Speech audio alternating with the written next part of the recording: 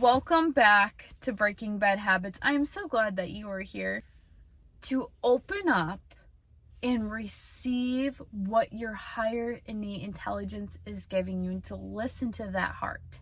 Listen to that heart space. Get out of here. When you live up here, it's going to be chaos.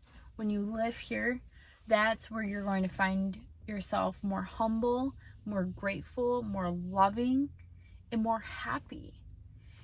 So today I want to talk about keeping your vision sacred.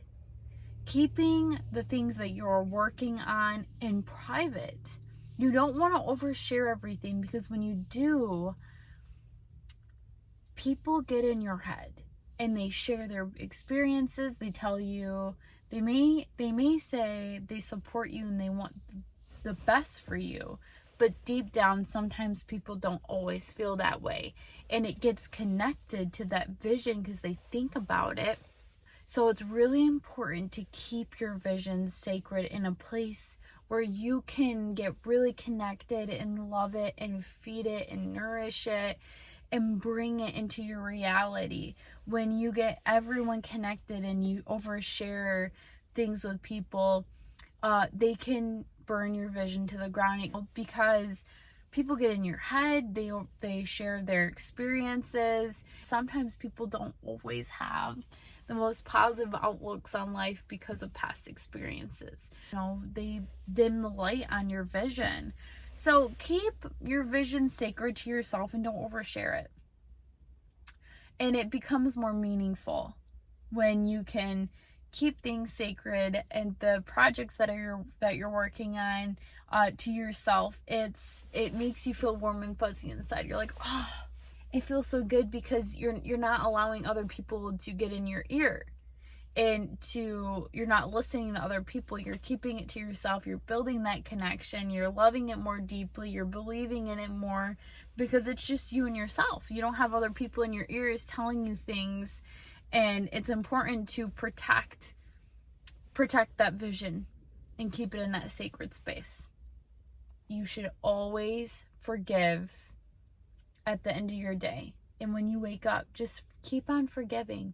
Because the only person that really is suffering is yourself when you don't forgive and when you don't love. When you don't become love and you don't forgive others, you're the only person that's actually truly suffering. So be mindful of that. Let go of past experiences. If it's not happening in your environment, it's an illusion. It's done. It's over. And you're just holding on to the emotional tension of that experience. And then guess what? You're storing it in your body. You're bringing it into your present moment.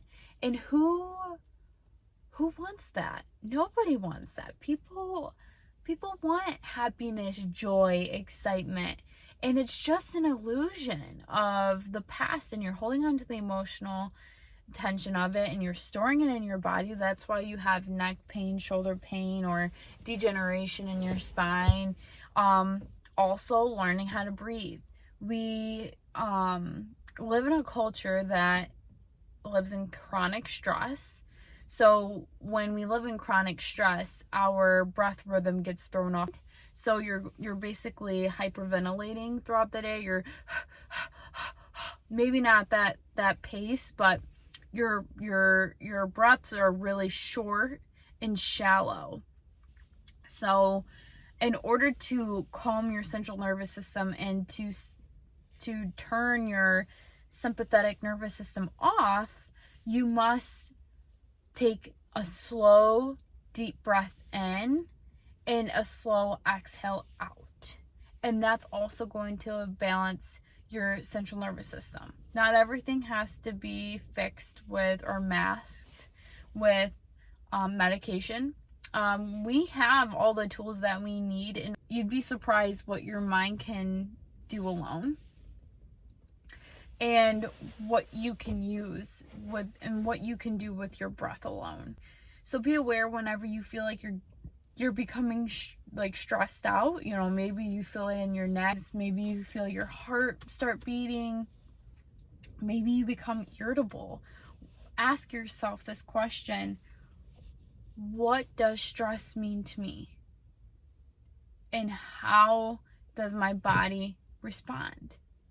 And when you start noticing your body becoming, or when you start notice yourself feeling stress, then it's time to become aware and dive. Okay, I'm storing here. Let's take a few deep breaths and help release this. Maybe we need some movement to help release this. It's about taking care of your temple and loving yourself and giving your mind and body the love it needs, and regulating yourself. That's all that I wanted to share today. Thank you so much for listening, and have a wonderful, wonderful, wonderful day.